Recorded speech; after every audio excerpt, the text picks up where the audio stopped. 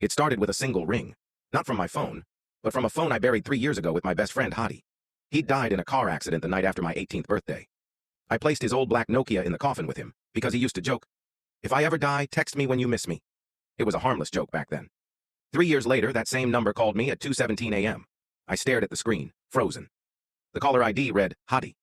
For a moment, I thought someone was playing a sick prank. But when I picked up, the voice on the other end whispered, "You shouldn't have left me there."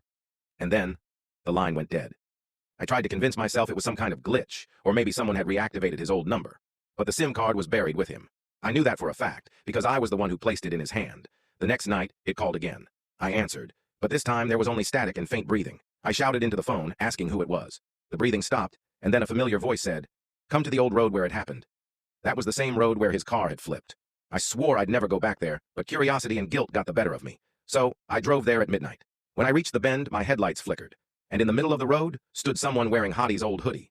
I slammed the brakes and jumped out, shouting his name. The figure didn't move. When I got closer, I realized it was him, or someone who looked exactly like him, pale, soaked, eyes wide open, staring right through me. "Hadi," I whispered. He lifted his hand and pointed to the ditch beside the road. I followed his gaze and saw something glinting in the mud. His phone. The same black Nokia. I picked it up. It was still on, the screen cracked but glowing. When I looked up again, the figure was gone. The phone buzzed in my hand. A new message appeared. It said, "You shouldn't have answered." I ran back to my car and sped home. The phone wouldn't stop ringing the entire drive. When I reached home, I threw it into a drawer and tried to sleep. But every light in my room began to flicker, and a faint ringtone echoed from inside the walls. The next morning, I tried to destroy the phone.